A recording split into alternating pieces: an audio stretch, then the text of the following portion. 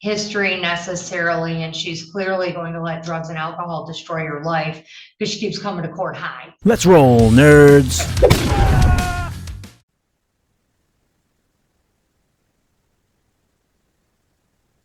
So, Mr. O, did you already speak with Madam Prosecutor on this? We did. Did she have any objection to a waiver? She does not. Okay, can I get your appearance? Morning, Judge. Neighborhood Defender Service by Gleno, PA 3424, appearing on behalf of Ms. Broughton. Ms. Broughton, please state your name. Heather Broughton. All right. So did you see there's also a bond violation here? The allegation is she's not complying with testing requirements. She didn't test on December 2nd. She was positive for amphetamines and cocaine on December 1st. Did you have a chance to look at that, Mr. O? I didn't, but it's also my understanding the bond violations is attached to a misdemeanor case, so I instructed her to for a misdemeanor return. So we still have that hearing today. Okay. Am I correct that those? Kara, do you, I mean, it looks to me like it's the bond on this case, but I do see she has, let's see. She has an examination on 3118. That's this one. And then she has the scheduled bond violation is on this case. It's her bond on this case. Is that correct? Yeah, Kara Gross on behalf of probation. Yes, the bond violation is on this case. The other case does not have testing conditions. Where's the other case? Is that a misdemeanor case? It is a misdemeanor case. That's currently the next court date's for sentencing. Okay. Then I was not aware. All right. I mean, it's the bond on this. This is the case that she was required to test on. I mean, it's a possession of controlled methamphetamines. So she was placed on bond condition. Well, you wouldn't have been present because you would have been the arraignment attorney. No possession or use of alcohol or illegal drugs unless prescribed by a doctor, drug and alcohol testing. And she was given the testing protocol.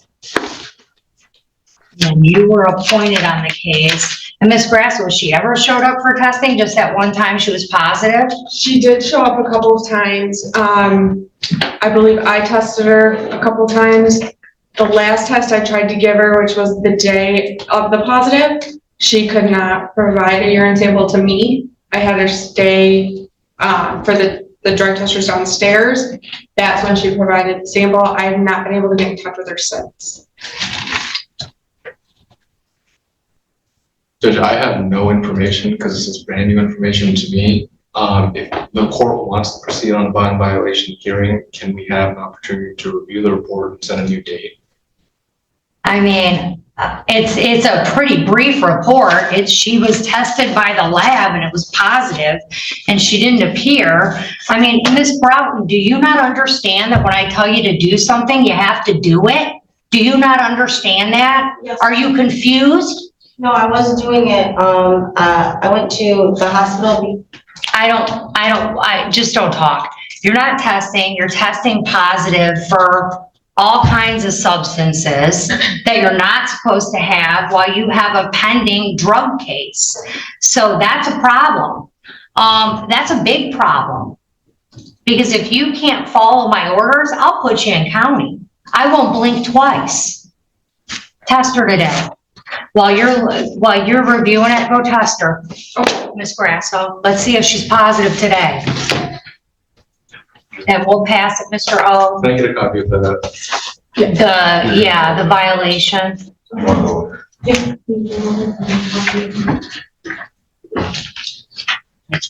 All right. Much later.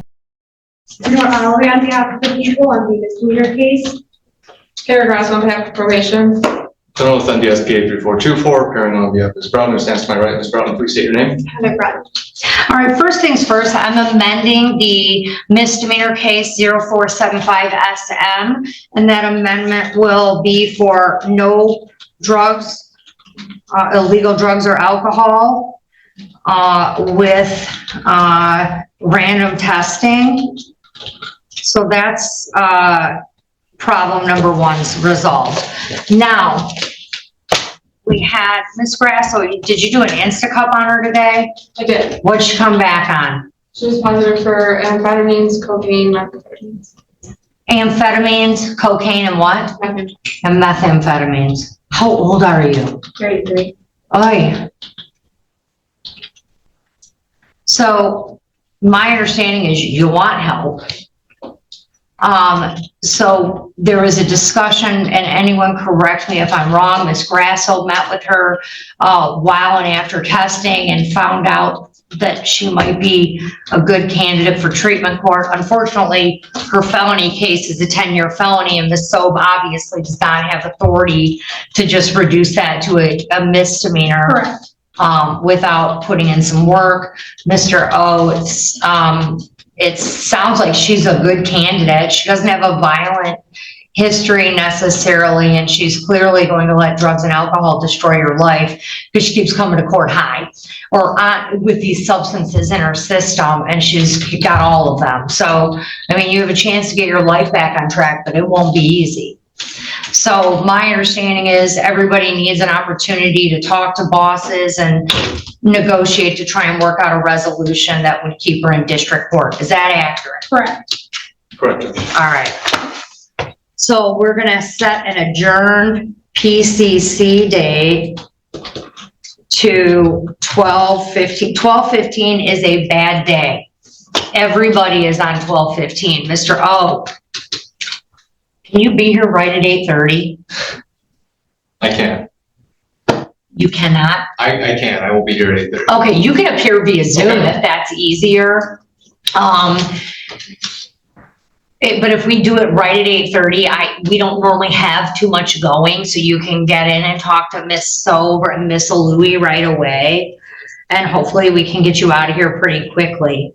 Now, I've got the other issue of she drug tested positive, she missed test, the bond violations.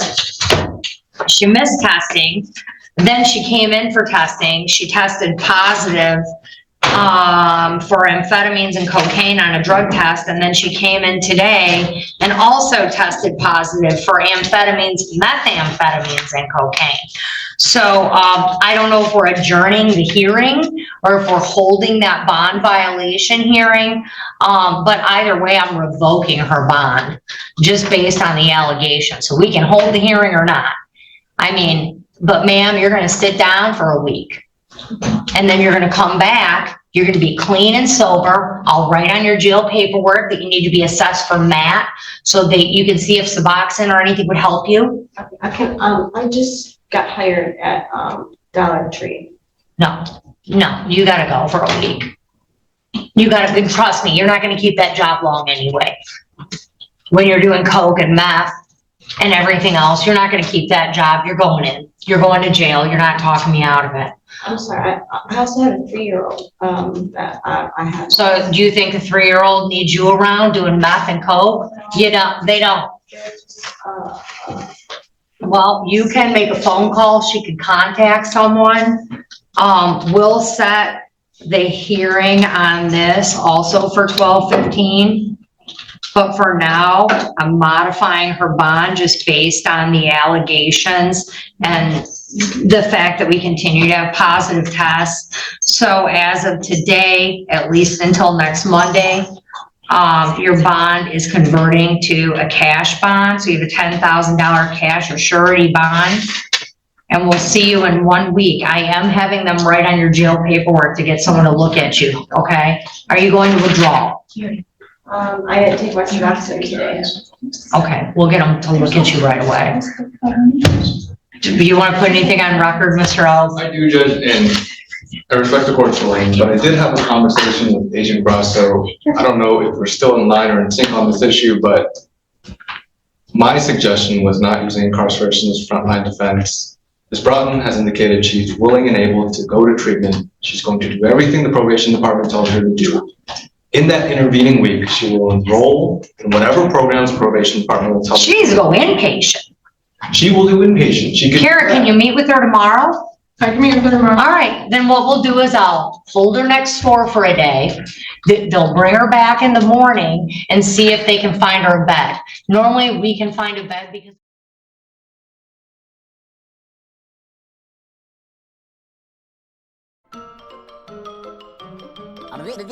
That's all, folks.